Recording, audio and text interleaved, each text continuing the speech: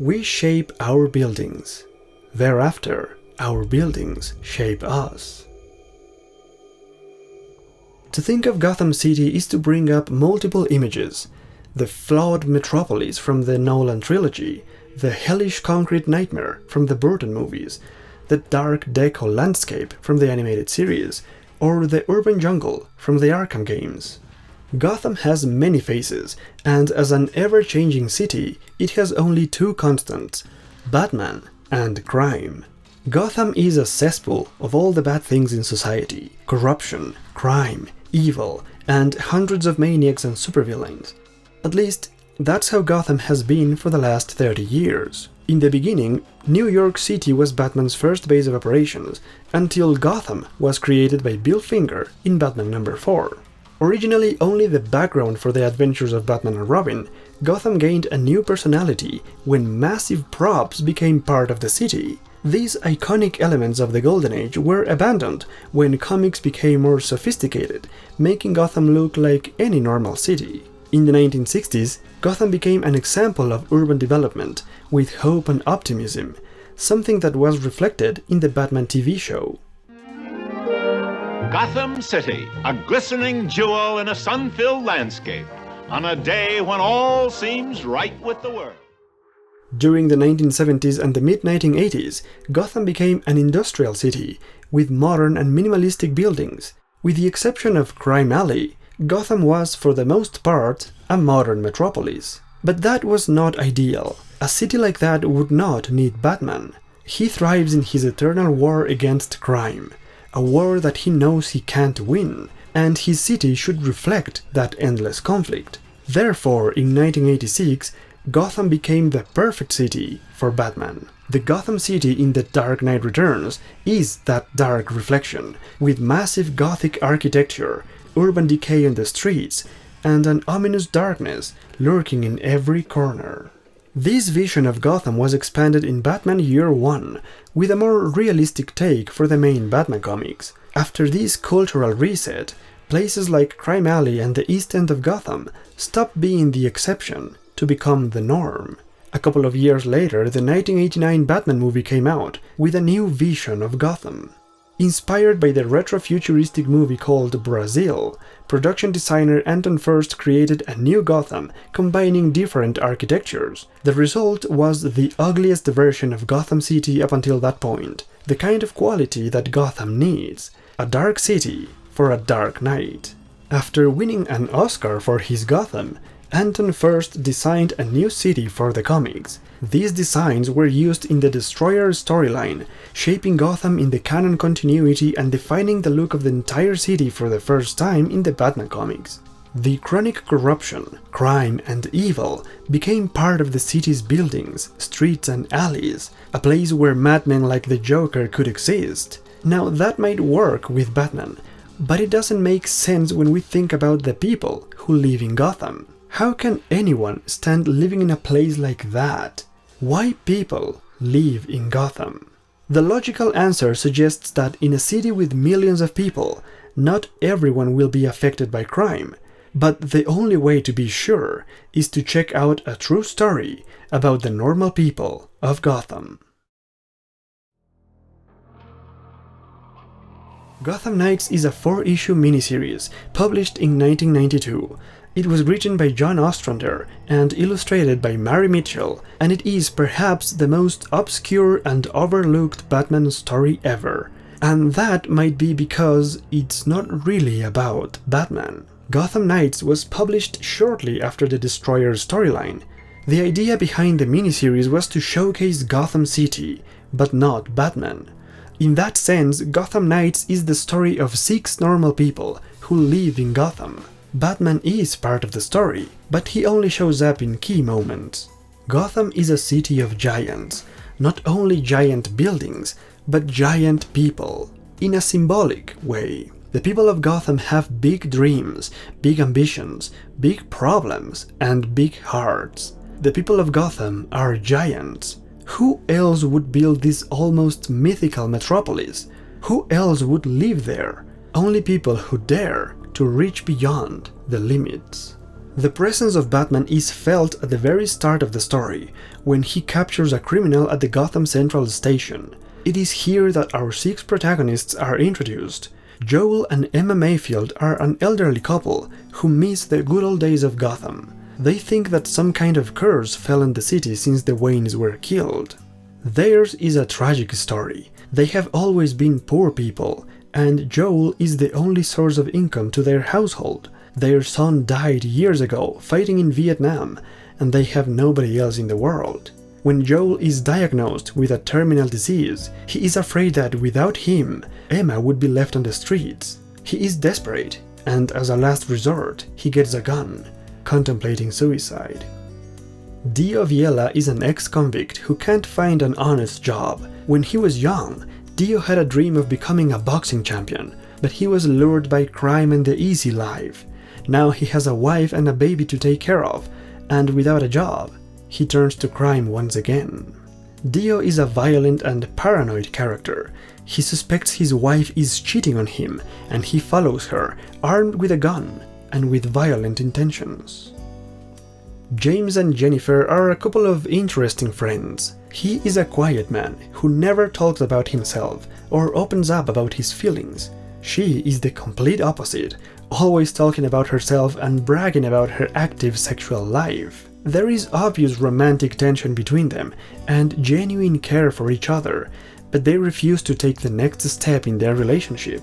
Instead, Jennifer goes out on a one-night stand with another man, unaware that he is a womanizer. When she realizes the truth, she feels awful. James, on the other hand, spends the night alone at home, tormented by the spirit of Angie, his dead wife.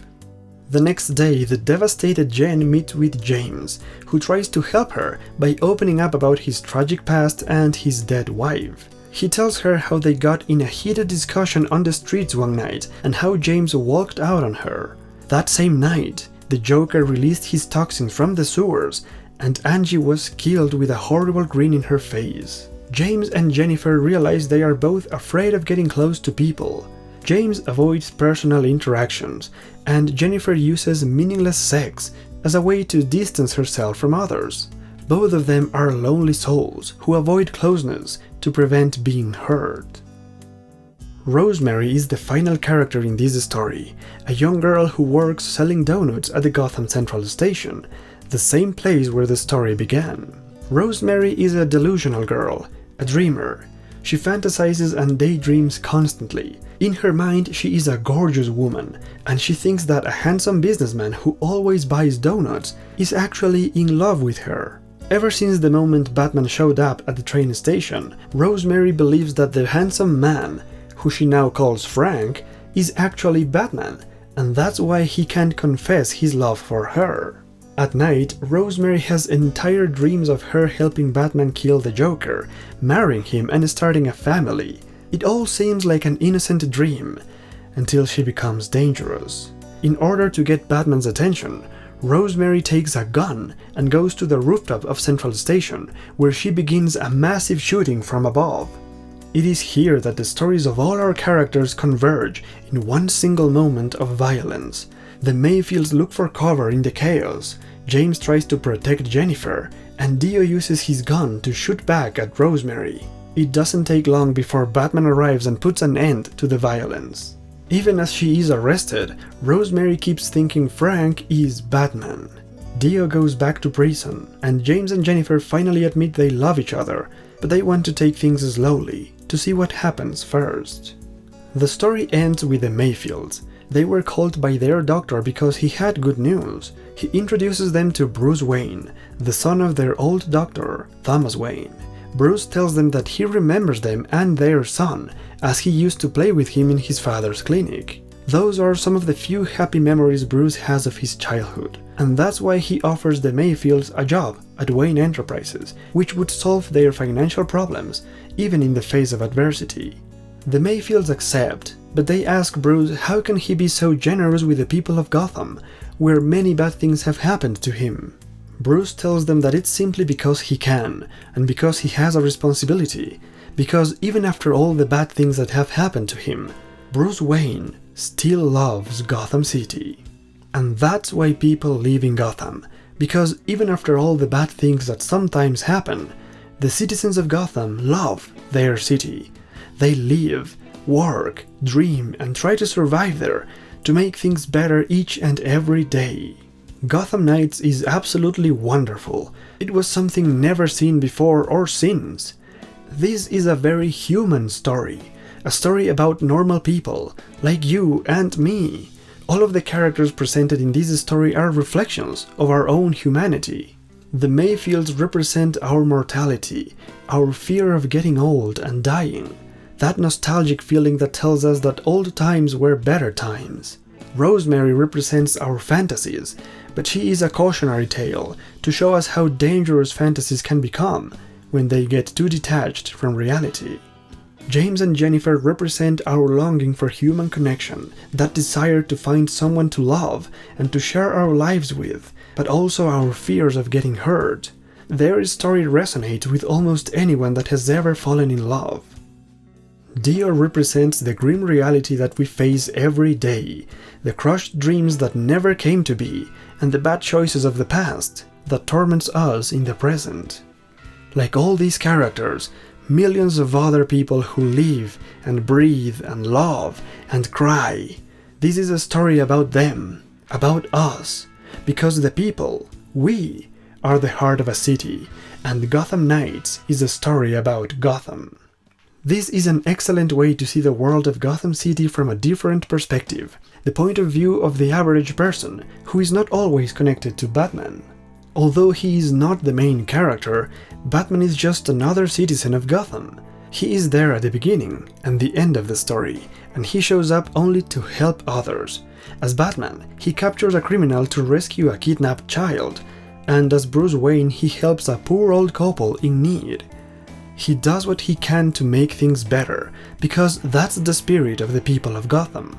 The best example of that is James, who lost his wife because of the Joker. But instead of leaving Gotham, he stays, he builds a new life and finds a new partner. That's the spirit of the people of Gotham. John Ostrander made a compelling human story about one of the darkest cities in the world. The final message is bright, but some of the themes in the story are necessarily dark. Things like suicide, promiscuity, AIDS, mental and social issues are among these themes, and they make us question the morality and ethics of a place like Gotham. Violence is also a very strong theme of the story, as almost every character at one point has violent thoughts. Their lives all come together as a result of violence at the Central Station, which acts as a symbolic crossroads where people meet and change directions. This place is full of people from all backgrounds and speaking different languages, showing us the cultural diversity of Gotham. These details, themes and stories were well written and explored, but they become excellent thanks to the art. Using the designs by Anton Furst as guide, Mary Mitchell turns Gotham City into a believable metropolis. The art is mostly focused on the architecture of Gotham, with special detail to the buildings and streets. In almost every page, the characters are reduced to small fractions of a panel, giving a foreboding sense of dread and oppression. The people are visually crushed under this monstrous architecture. This story is perhaps the best example of how to showcase a city and make it a protagonist. Mary Mitchell also provides us with great visual storytelling moments, and the best of them is the flashback sequence to the death of Angie, shown to us through a reflection in the windows that frame the sitting silhouettes of James and Jennifer. John Ostrander and Mary Mitchell crafted such an elegant and touching story that it's sad to know that it has been tremendously ignored. It is a pity that because Batman is not much in it, people don't pay attention to it. The question of why people live in Gotham should not be an issue if only more people knew about Gotham Nights. At least now you know about the most underrated Batman story ever. And speaking of underrated things, make sure to subscribe to this underrated channel and come back for the next video, where we return to the main Batman comics and we take a look at some of the most underrated Batman villains. That's it for now, thanks for watching and I'll see you all in the next video.